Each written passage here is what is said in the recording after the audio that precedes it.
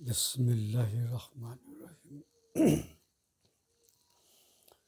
নবী সাল্লাল্লাহু আলাইহি ওয়াসাল্লামে সংবাদ কৰা সময়ত আৰৱ দেশ বৃহৎ মৰুভূমিৰ বাবে প্ৰতিপক্ষী দেশৰ পৰা বিৰত আছিল।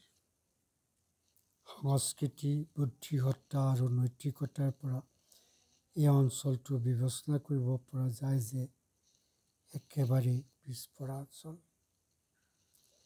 হিজাজ অঞ্চল, য'ত নবী সাল্লাল্লাহু আলাইহি ওয়াসাল্লামৰ জন্ম হৈছিল, অভিজ্ঞতাৰ ফালৰ পৰা কোনো সামাজিক বিৱৰ্তন নাছিল আৰু উল্লেখ কৰিব লগা বৌদ্ধিক উন্নয়নৰ সমাধানো নাছিল।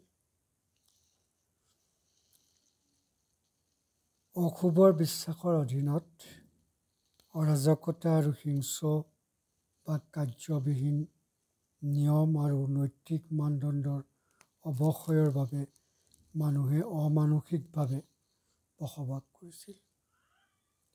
সিহঁত মদাপী, জুৱাৰী আৰু সৰ্বসাধাৰণ সমাজে বিবেচনা কৰা অনৈতিক যৌন কৰ্মত লিপ্ত আছিল। বেশ্যাবিলাকে সিহঁতৰ ঘৰবোৰৰ দুৱাৰত পতাকা উৰুৱাই বিজ্ঞাপন দিছিল।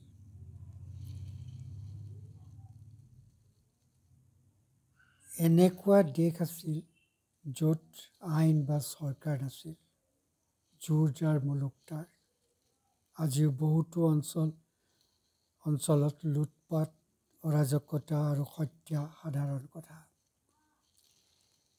এনেকুৱা তুচ্ছ ঘটনাই কেতিয়াবা কেতিয়াবা সেই অঞ্চলবোৰত উত্তেজনা বঢ়াই যুদ্ধ সদৃশ পৰিৱেশ গঢ়ি তুলিছিল।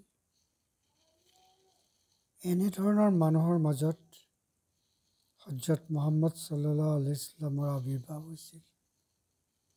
আল্লাহৰ পৰা সংবাদ নিৰ্ভৰ কৰিছিল আৰু এই ধৰণে প্ৰচাৰ কৰা তেওঁৰ পথ আছিল। তেওঁ অত্যাচাৰ আৰু অমানসিকতা দূৰ কৰিছিল আৰু আৰৱৰ বন্য আৰু অসংহতি মানুহক প্ৰশংসাৰ গুণাৱলীৰ পোছাক পিন্ধাইছিল আৰু সিহঁতক শিক্ষকৰ ৰূপত গঢ়িছিল। তেওঁ শাৰীৰিক আৰু মানসিকভাৱে দমন কৰা নাছিল, বৰং তেওঁ সিহঁতক জয় কৰিছিল আৰু অধীনস্থ কৰিছিল অন্তৰৰ পৰা প্ৰিয় হৈ। সিহঁতৰ মনৰ শিক্ষক,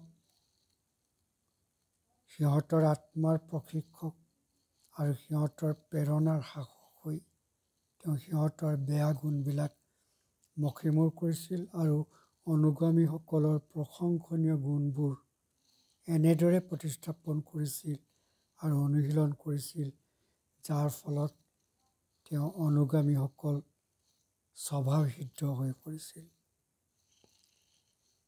ঊনবিংশ শতাব্দীৰ লিখক স্মিথই মুহাম্মদ আৰু মুহাম্মদিয়ানৰ গ্ৰন্থত উল্লেখিত। কিন্তু এই পৰিৱৰ্তন কেৱল তেওঁ সময়ৰ মানুহৰ মাজতে সীমাবদ্ধ নাছিল। এই ব্যৱস্থাৰ প্ৰতি আজিও বাহাল আছে। অৰ্থাৎ য'ত তেওঁ প্ৰচাৰ হৈছিল বা হৈ আছে বা হৈ থাকিব, ইয়াক কেৱল তৎক্ষণাত আৰৱ, চিৰিয়া, ইৰাক, পাৰ্চী, ইজিপ্ত, উত্তৰ আমেৰিকা আৰু স্পেইন এটা চিৰতে গ্ৰহণ কৰা নাছিল। কিন্তু ব্যতিক্ৰমভাৱে সদ্য সমাপ্ত চমৎকাৰ ইছলামীয় স্পেইন সভ্যতা উচ্চ স্থানৰ সুবিধা কেতিয়াও লুপ্ত নহ'ব। বহুতো বিশ্ব পৰিচিত ব্যক্তি মুহাম্মদ সাল্লাল্লাহু আলাইহি ওয়াসাল্লামৰ অনুষ্ঠানৰ পৰা আবিৰ্ভাৱ হৈছিল।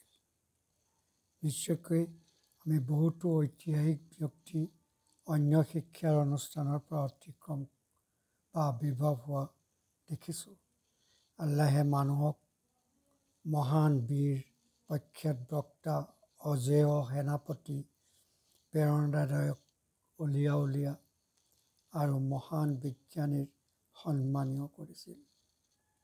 যি কি নহওক, তেওঁলোকৰ বহুতে এটা বা দুটা জীৱনধাৰাতকৈ বেছি গভীৰ চাপ পেলাব পৰা নাছিল, কাৰণ তেওঁলোক নিজেই সেই ক্ষেত্ৰসমূহত আবদ্ধ আছিল।